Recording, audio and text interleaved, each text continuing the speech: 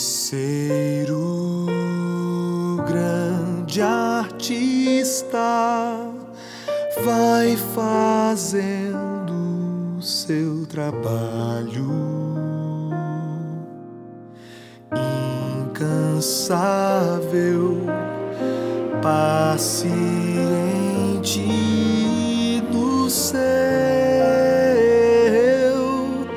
tear. Tapeceiro, não se engana, sabe o fim desde o começo. Traça voltas, mil desvios sem perder. Gente, essa série ela surgiu da necessidade de nós voltarmos a nos sustentar através de relacionamentos saudáveis. Se nós formos olhar hoje para a vida, nós percebemos que nossos relacionamentos não são tão saudáveis assim, como diz Zygmunt Bauman, sociólogo polonês, um dos pensadores contemporâneos, que vem levantando essa tese que nós vivemos em tempos líquidos.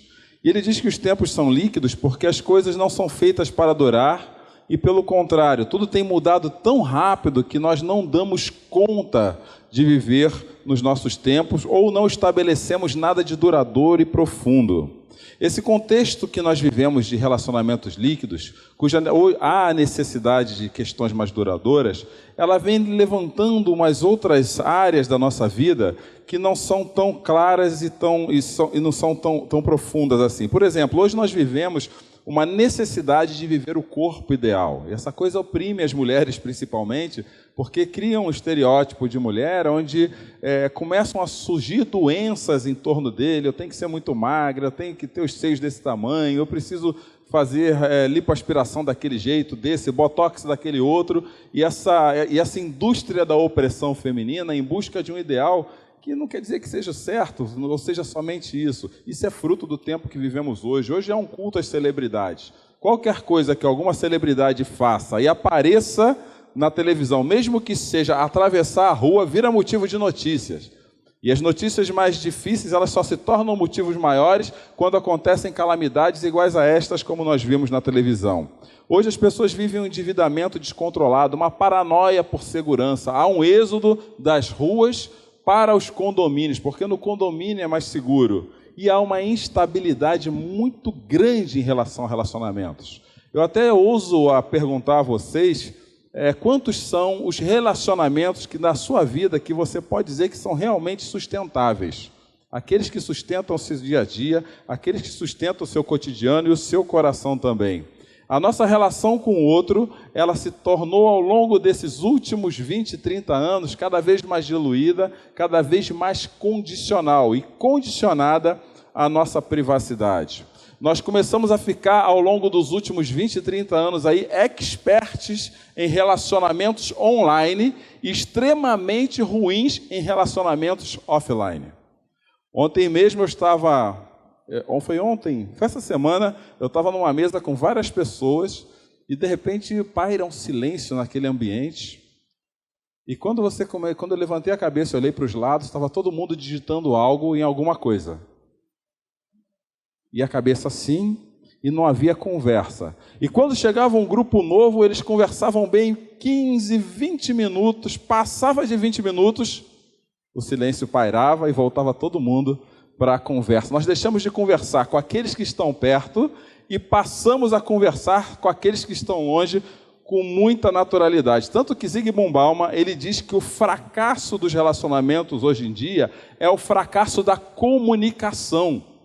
Os relacionamentos estão fracassados e insustentáveis porque nós perdemos a habilidade de nos comunicarmos. Semana que vem eu vou falar sobre comunidade sustentável, mas eu posso adiantar hoje. Vocês sabem qual é a primeira rede social do mundo? A primeira rede social do mundo é uma fogueira, onde as pessoas ainda sentavam à volta delas e conversavam umas com as outras. A questão é que nós não vivemos sem relacionamentos. Em 2006, a revista Super Interessante, em 3 das suas edições, ela publicou a respeito da nossa necessidade de termos relacionamentos. E assim, num artigo da 3ª edição, diz o seguinte: o fator que mais influi no nível de saúde das pessoas não é riqueza, não é genética, nem a rotina de alimentação. Sabe o que é? São os amigos. Os amigos é o que mais influi na vida, na saúde de uma pessoa. A única coisa que realmente importa é a sua aptidão social, as suas relações com outras pessoas, diz esse psiquiatra. Logo, nós precisamos de relacionamento. E aí eu comecei, em cima disso, a lembrar do meu tempo de juventude e adolescência, que já faz um tempinho, e pensar na minha caminhada com bons amigos, aqueles até que eu deixei no Rio de Janeiro, e eu me lembrava que a gente passava às vezes horas, sentados numa sala de alguém, conversando as mais inúmeras besteiras, do tipo, o que é o universo, quem criou, coisas assim, e quando nós percebíamos, amanhecia, e nós estávamos ali sentados, na mesma posição, conversando essas mesmas coisas, e o pai de um deles descia da parte de cima e falava assim: vocês ainda estão aqui? Mas havia uma alegria muito grande em a gente estar junto. Eu não sei se vocês já viveram isso. Amizades que são boas só por estar juntos. Porque as risadas e as conversas, elas eram descompromissadas. Eu não tinha nenhuma intenção no outro produzir algo para mim para que ele fosse meu amigo. Era simplesmente o fato da presença dele estar ali que era interessante para nós. Havia uma cumplicidade também muito clara. A gente era cúmplice até para fazer besteira. Eu lembro uma vez que eu estava com 2 primos, muito amigos meus, lá do Rio de Janeiro, e nós íamos para uma casa de praia, lá em Angra dos Reis, Pedra de Guaratiba. E uma vez nós olhamos para uma parede branca e um monte de barro no chão. Aí imagina 3 moleques com uma parede branca e um monte de barro no chão, o que aconteceu? Vamos fazer tiro-alvo na parede branca. E de repente chega o pai deles, bravo do jeito que era, meu falecido tio Newton, ele olha para aquela parede toda laranja de barro, olha para a cara dos 3 e pergunta assim: de quem foi a ideia? Você acha que alguém entregou? Você acha que algum apontou para o outro e falou assim: foi ele? Não, mas apanhamos os 3.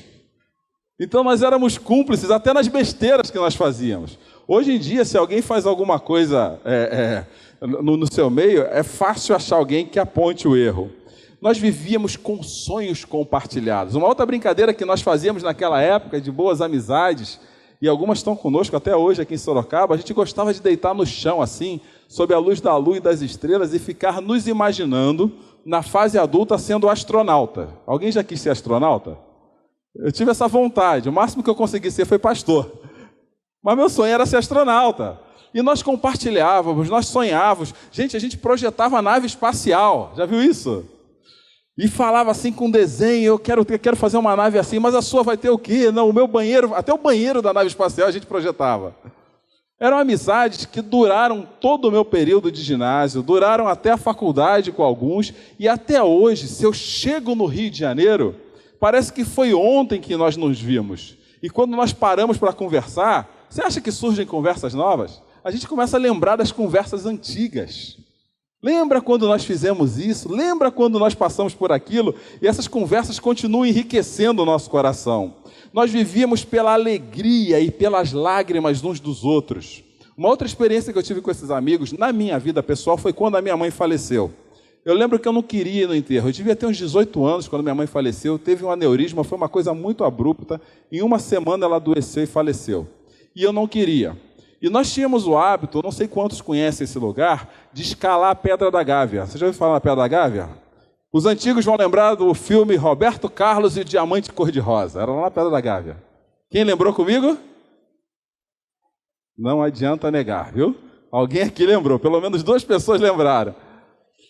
E a gente escalava, nós éramos moleques, 18, 19 anos, 17, a gente subia aquele negócio, era 3 horas de caminhada, com uma vista maravilhosa do Rio de Janeiro, um lugar que você gosta de ir, sentar e ficar apreciando a paisagem. Eu só não aconselho a ninguém fazer hoje, que tem mais bandido lá do que árvore. Mas naquela época dava para fazer isso. E nesse dia do falecimento da minha mãe, era o que eu queria fazer. Eu queria ficar sozinho. Eu não tinha essa relação que eu tenho com Deus mais íntima. E um amigo meu chamado Vinícius falou, eu vou contigo. E ele foi. Subimos uma caminhada de 3 horas, fizemos em 1h45. Sentamos lá em cima. E daqui a pouco, subversivamente, unicamente impulsionado pela amizade deles, aparece o César e senta do meu lado. Daqui a pouco aparece o Fábio e senta do outro lado. Daqui a pouco aparece o Eliezer e senta do outro lado. E naquele dia extremamente complicado para o meu coração, os meus amigos estavam lá em cima sentados comigo. E eu combinei com um só. Eles participavam das minhas alegrias, dos meus sonhos de virar astronauta, mas eles participavam das minhas lágrimas.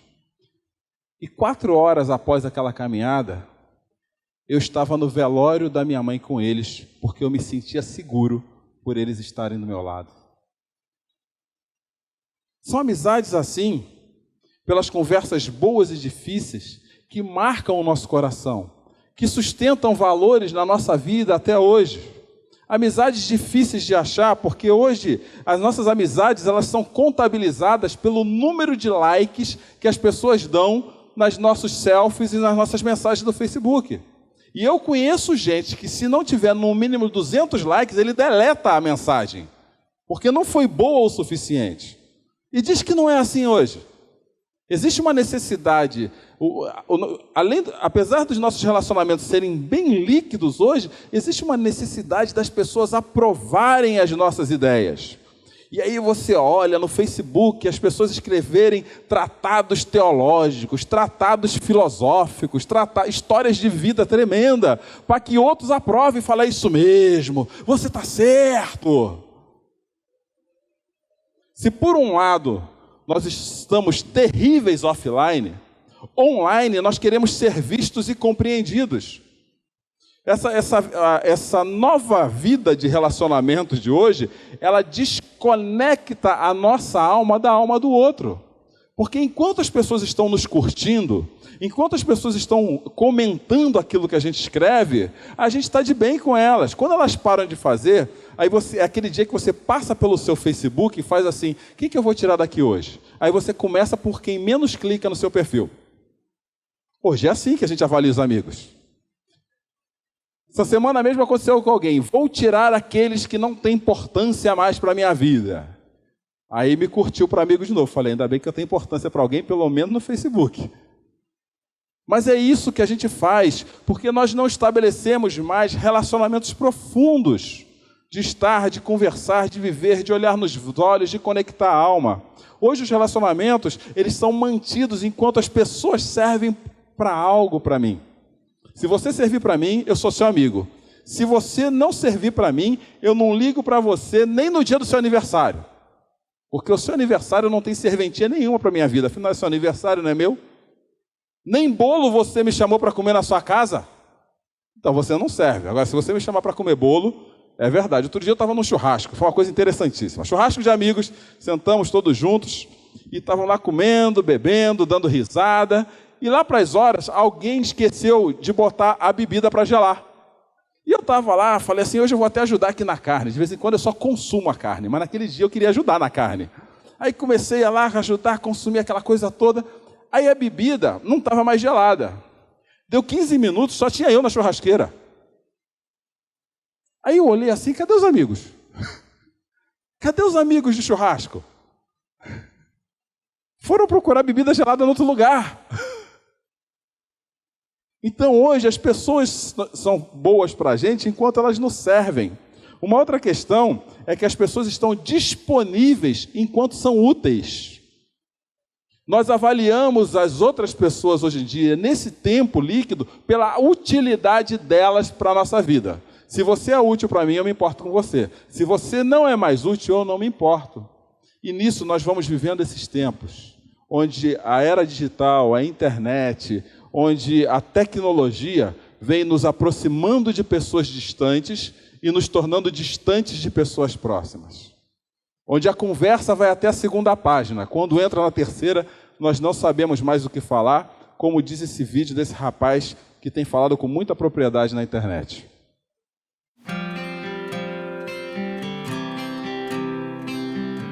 Amigos.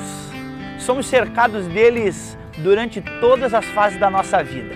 Na infância, na adolescência, na juventude, na vida adulta, na vida depois de casado, na velhice, amigos que ficam a vida inteira. Temos amigos da escola, da faculdade, do trabalho, temos amigos da igreja, amigos da rua, enfim. Somos cercados o tempo inteiro e precisamos de amigos. Pesquisas mostram que uma pessoa consegue fazer aproximadamente 400 amigos durante toda a sua vida e que desses 400, aproximadamente 30 ou 40 vivem a nos cercar e apenas 6 se tornam íntimos, os que a gente chama de verdadeiros amigos. Estudos comprovam, inclusive, que pessoas que vivem cercadas de amigos tendem a sofrer menos de ansiedade e depressão e pessoas que vivem isoladas sofrem 3 vezes mais o risco de sofrerem uma morte prematura. Isso mesmo, todos nós precisamos de amigos, nós não fomos feitos para viver sozinhos. E é por isso que nós devemos levar muito a sério esse negócio de amizade.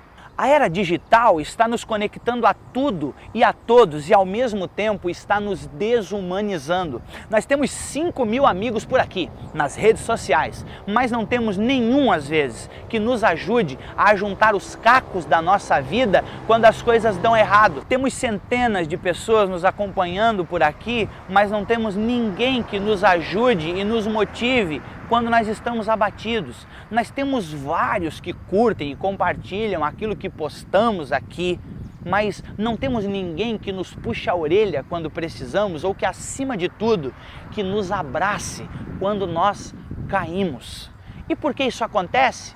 Isso acontece porque estamos nos esquecendo de cultivar relacionamentos verdadeiros. Estamos nos esquecendo que somos gente, que nós não somos digitais, que nós não somos feitos de caracteres, nós somos alma. Saímos com os nossos amigos para beber, mas ficamos aqui nas redes sociais com aqueles que estão lá do outro lado. Saímos para jantar com os nossos amigos, mas o que nós queremos mesmo é fazer a selfie do prato ou da mesa para impressionar aqueles que estão lá longe, que não estão nem aí para nós. Nunca conhecemos tanta gente como a gente conhece hoje, mas nunca fomos tão carentes de relacionamentos como a gente é hoje. Estamos ficando idiotizados. Repare que se você chamar os seus contatos aí das suas redes para uma conversa, para um café, vocês não terão mais do que 30 minutos de papo. Vocês não terão afinidade. Sabe por quê? Porque você não os conhece. Eles não são seus amigos. E agora me diga, aonde você passa e gasta a maior parte do seu tempo?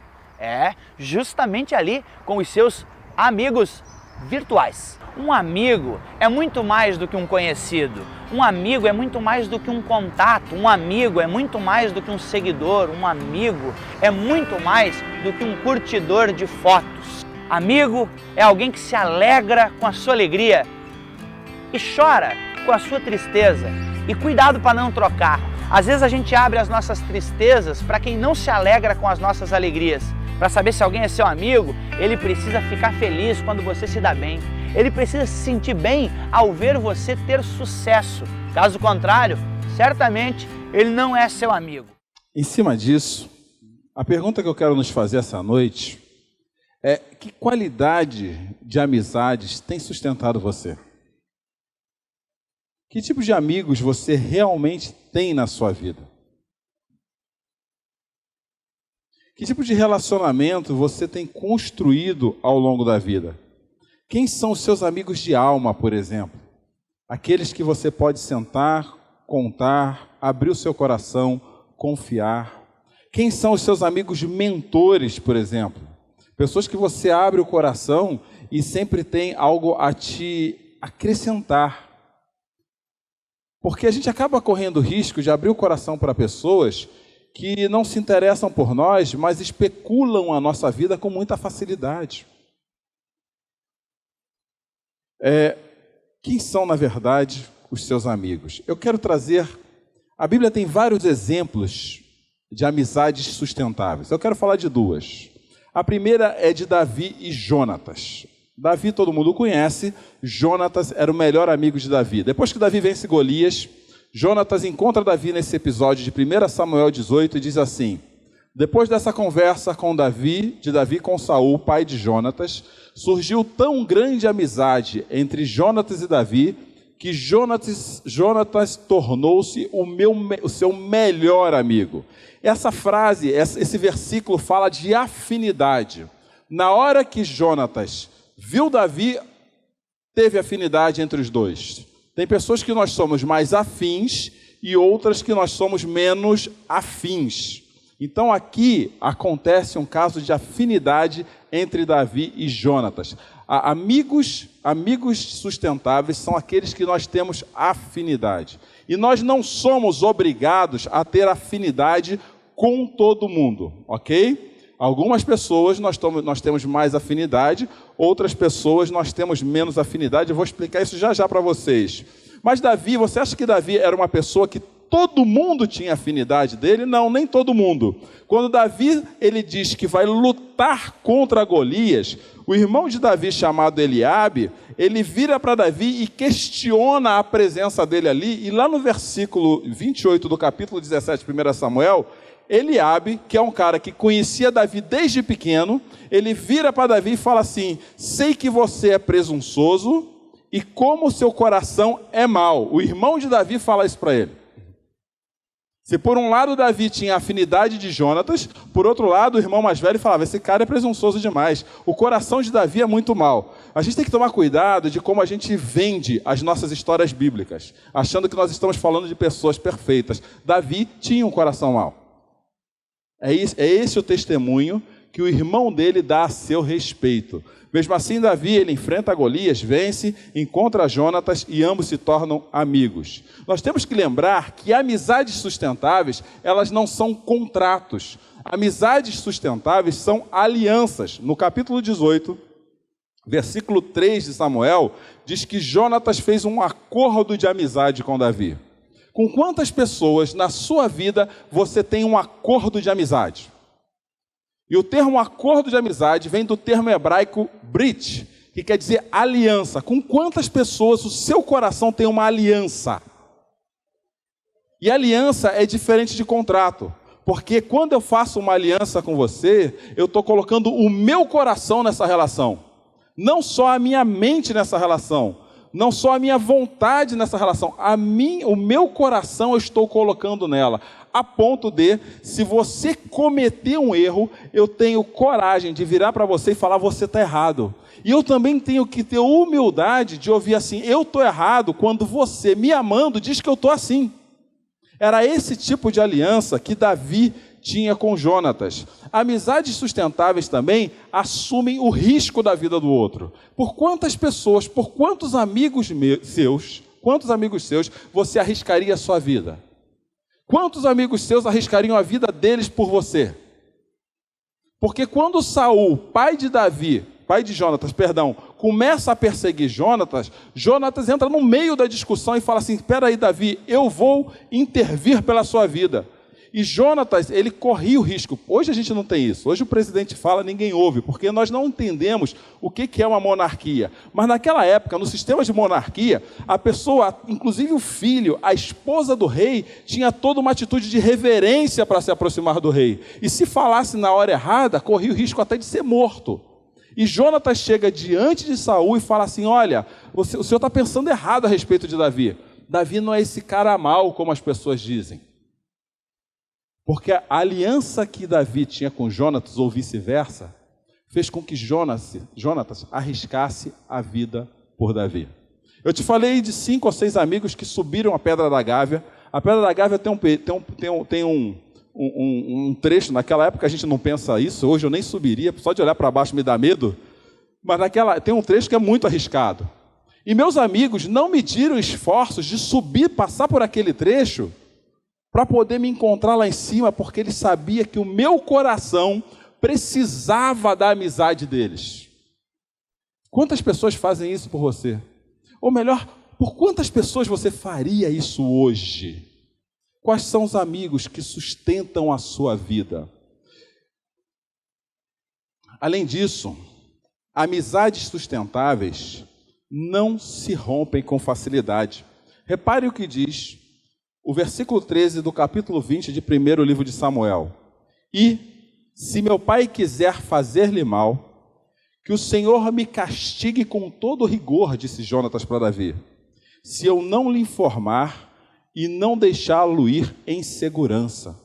O Senhor esteja com você, assim como esteve com meu pai. Sem querer entrar no contexto posterior da história, percebam o que Jonatas fez. A perseguição injusta do pai dele sobre a vida de Davi não fez com que ele abrisse mão da amizade. Saul estava fazendo uma perseguição injusta a Davi. O que Jonatas podia fazer? Não, ele é meu pai, é ele que manda, é ele que é sangue do meu sangue, é ele que é o rei, então eu fico com ele, porque você, Davi, é um cara baixinho, franzino, que não oferece nada para ninguém. Mas quando nós temos amigos verdadeiros, amigos que veem injustiças contra a nossa vida, eles nos defendem. Porque nós não somos pessoas que fazem coisas para ele. Nós somos parte significativa da vida deles. E quantos amigos seus realmente significam para você? Que abrem mão de coisas importantes para o coração dele, porque você é a pessoa mais importante. E talvez se eu quisesse estreitar um pouco mais os nossos relacionamentos, eu perguntasse para nós aqui essa noite, o seu cônjuge, o seu namorado e a sua namorada é uma pessoa que você viveria esse modelo de relacionamento de amizade sustentável? Seria essa pessoa? Ontem eu fiz mais um casamento dos 11 que eu vou fazer esse ano. Minha esposa vai mais a casamento esse ano do que a festa de criança. Geralmente é festa de criança. Eu fiz tanto casamento, tem mais 3 ainda. E eu sempre termino com a mesma frase. A pessoa que você está casando é alguém que você conversaria prazerosamente o resto da sua vida, porque o resto vai embora com o tempo. A virilidade vai embora com o tempo, a beleza vai embora com o tempo, as forças das pernas, dos braços, tudo isso vai embora com o tempo. Mas a amizade, num relacionamento, ela dura até o fim. A amizade do seu cônjuge, do seu namorado, do seu parceiro, seja o que for, ela sustenta a sua vida como uma boa amizade. Nós precisamos ser sinceros com o nosso coração a esse respeito. Senão nós estamos colocando a nossa amizade dentro desse contexto líquido de coisas que se vão quando a gente tem uma dor de barriga por causa da azeitona, do caroço, não sei de quê, que como estava na empada. Eu olho para a amizade de Jonatas e de Davi, eu vejo que amizades sustentáveis, eles influenciam a vida à volta. Davi precisa ir para longe de Jonatas. Saul queria realmente matar Davi. E nessa ida para longe, Jonatas e Davi fazem um pacto. Olha, você vai para longe de mim, diz Jonatas, mas você vai cuidar da minha descendência. Não se esqueça do seu amigo, nem na vida dos seus filhos.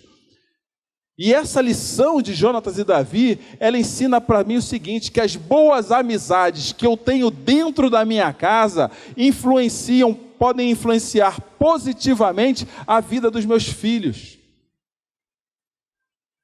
Sabe o que me fez perguntar ao meu coração essa parte desse texto? Se você um dia faltar na vida dos seus filhos, você tem amigos que os sustentem?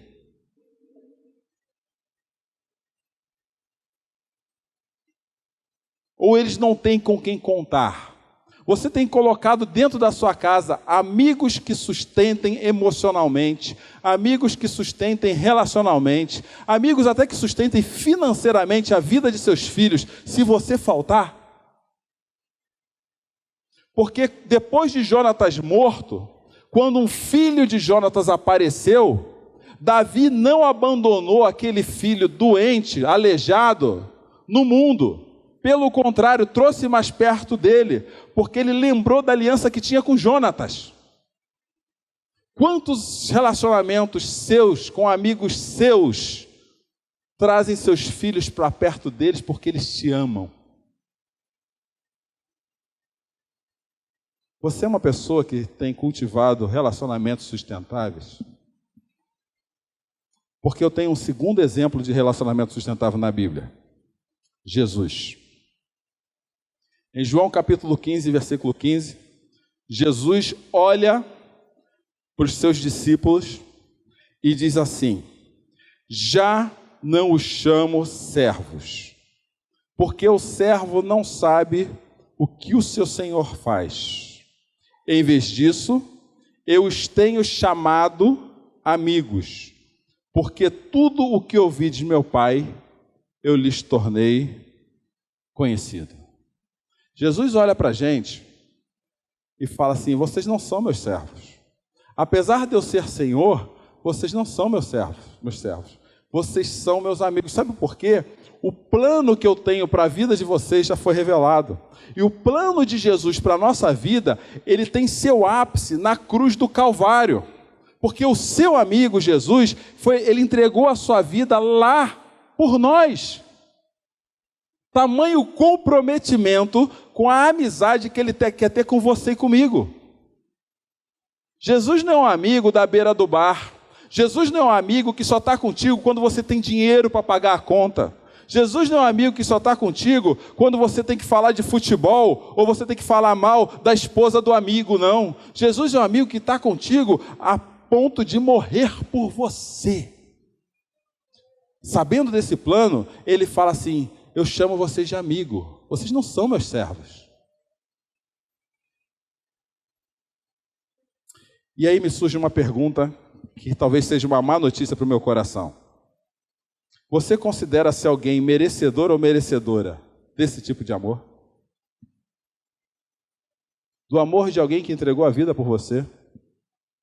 Porque em Romanos 3:23, o apóstolo Paulo fala que todos nós não merecemos esse amor. Nós não merecemos esse amor.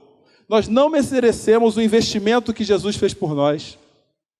Essa é a nossa natureza, mas mesmo assim Ele fez porque Ele só nos amou. Simplesmente nos amou. E assim como Jonatas amou Davi, Ele nos amou como somos, na mesma intensidade que sentiu-se amado pelo Pai. Porque Jesus ele vai falar assim um pouco antes: como o Pai me amou, assim eu os amei. Logo nós temos que fazer o quê? Permanecer nesse amor. Você vive como se Jesus estivesse se sustentando através do amor dele ou não? Jesus quer que vivamos a mesma alegria que ele sente em estar com Deus. No versículo 11 do mesmo texto, Jesus fala assim: tenho-lhes dito essas palavras para que a minha alegria esteja em vocês e a alegria de vocês seja o quê? O que te faz alegre? Quais são as coisas que alegram a sua vida? Porque Jesus está falando essa noite que ele só tem uma alegria. E a alegria dele é saber que Deus o ama. Porque Jesus está falando essa noite que a mesma alegria que ele sente em Deus amado, ele quer que você sinta sabendo que Deus te ama. Que a amizade de Jesus por sua vida não é passageira. É uma amizade que paga o preço de ser seu amigo. E o preço foi pago com sangue. Jesus é esse tipo de amigo. Jesus, antes de subir aos céus, ele olha para esses mesmos amigos, ele olha para você como amigo dele e fala assim: não se preocupe, porque eu vou estar com você todos os dias. Esse Jesus que é nosso amigo, ele olha para você e fala assim: não se preocupe, porque eu venci e você vai vencer também. Eu estou contigo. O problema para mim é quando Jesus deixa de ser suficiente para eu me tornar alegre e eu começo a buscar a resposta para a minha insuficiência em outras coisas. Eu busco resposta para a minha insuficiência na placa da igreja que eu vou. Eu busco resposta para a minha insuficiência no meu sistema religioso que eu adoto. Eu busco resposta para a minha insuficiência nas amizades que não se comprometem pela minha vida. Eu busco insuficiência pela minha relação com Jesus e um monte de outra coisa. E Jesus não me deixa alegre. Eu sei que tem alguns dias que a gente acorda um pouco mais triste. Mas mesmo nesses dias, Jesus tem que ser o motivo da minha alegria. Porque Ele me amou, porque Ele me sustenta todos os dias com a sua graça, porque Ele me garante um caminho eterno que mais nada na vida garante. O próprio Jesus faz uma aliança conosco através da sua morte na cruz. Ninguém tem maior amor do que aquele que dá vida pelos seus amigos. Jesus sofreu o necessário para que fôssemos seus amigos de alma. Já não somos mais servos, porque o servo não sabe o que o seu senhor faz. Em vez disso, eu os tenho chamado de amigos, porque tudo que ouvi do meu Pai, eu lhes tornei conhecidos. Por fim, Jesus, o que eu tenho para te dizer essa noite é que Jesus escolheu você para ser amigo dele. No versículo 16 do capítulo 15, Jesus diz: vocês não me escolheram, eu escolhi vocês. Isso te sustenta? Isso vai sustentar a sua segunda-feira, a sua terça-feira? Isso sustenta os outros relacionamentos difíceis da sua vida? O fato de Jesus te escolher sustenta a alegria no seu coração quando todas as coisas são difíceis, porque Jesus escolheu você para ser amigo dele.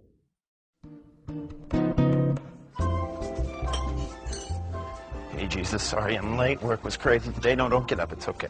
I just got a little bit behind. People were being crazy, you know. That's no problem, Chuck. I'm just glad. I'm glad I made it, too. Listen, let's get down to business. I have a lot of work here. A lot of requests. First things first, Pastor and his wife are at a conference. Keep them safe. I'm not a fan of the assistant pastor. The less he preaches, the better. What else? Ralph, his wife, is getting a tattoo removed. It's a stupid college party way back when. You know how those things go.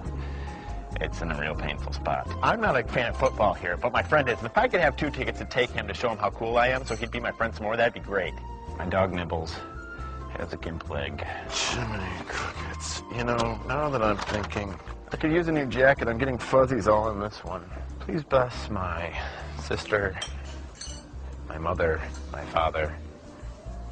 Our Father who art in heaven, my neighbor, Cindy, hallowed be thy name.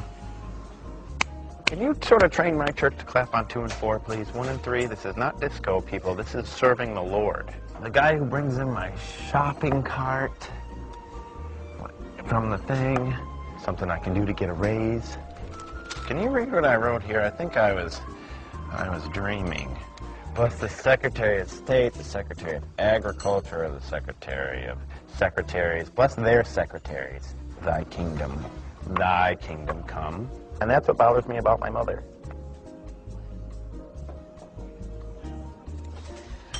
Hey, look at the time there. That's, got to get going there. Jesus is going to wrap this up and say amen. Amen. Been a pleasure praying with you. It's fine. evening.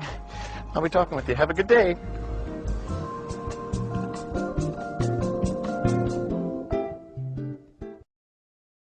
Às vezes nós não percebemos a amizade que Jesus tem para a gente, porque nós nos tornamos tão preocupados em pedir coisas para Ele, que não paramos para ouvir a voz do grande amigo.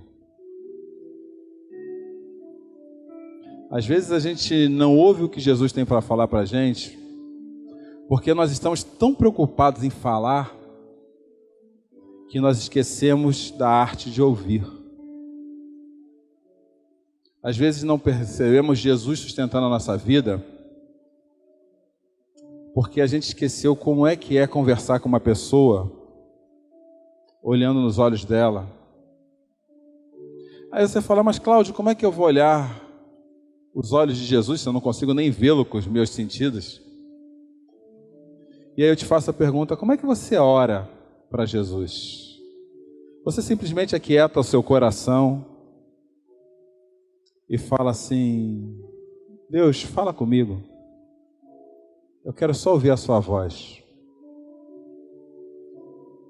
Ou será que os ruídos que surgem dentro de você não deixam você ouvir a voz do seu grande amigo? Porque você coloca Jesus na correria da semana. E a oração, a leitura da palavra e a comunhão se tornam mais um horário na sua agenda do que um momento de aproximar o seu coração do coração de Jesus. Como é que você quer se relacionar com um amigo desse jeito? Amigos precisam de tempo à volta da mesa. Amigos precisam de silêncio entre as duas partes. Sabe aquele momento que você está com seu amigo, não fala nada, mas só a presença dele já enche o seu coração de alegria? Amigos precisam disso. Faz quanto tempo que você não faz isso com Jesus?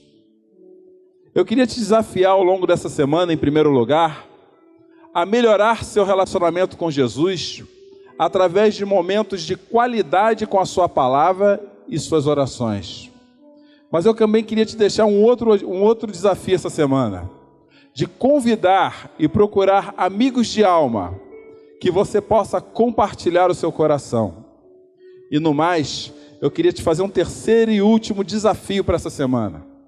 Engaje-se em pelo menos um novo relacionamento intencional, fazendo da sua vida um exemplo baseado na vida de Jesus.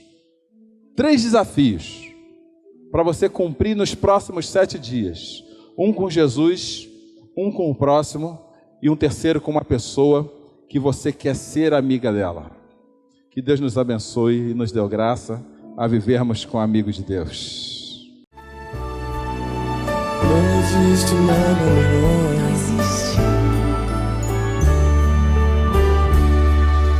Não existe.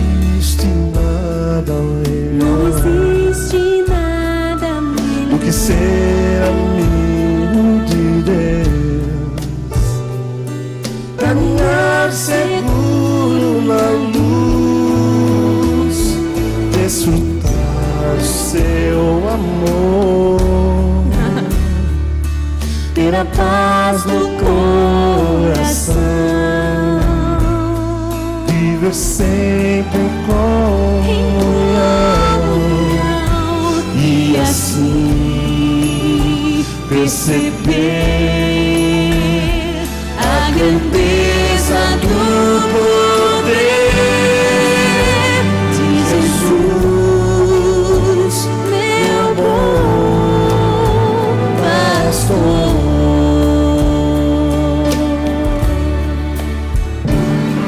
Ter a paz do coração, viver sempre em comunhão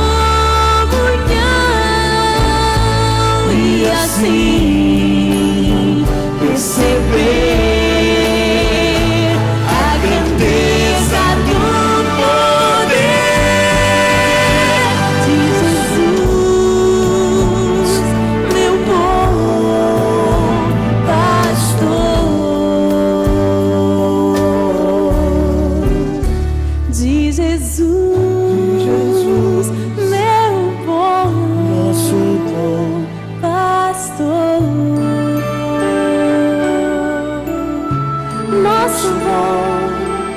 nosso bom pastor Jesus.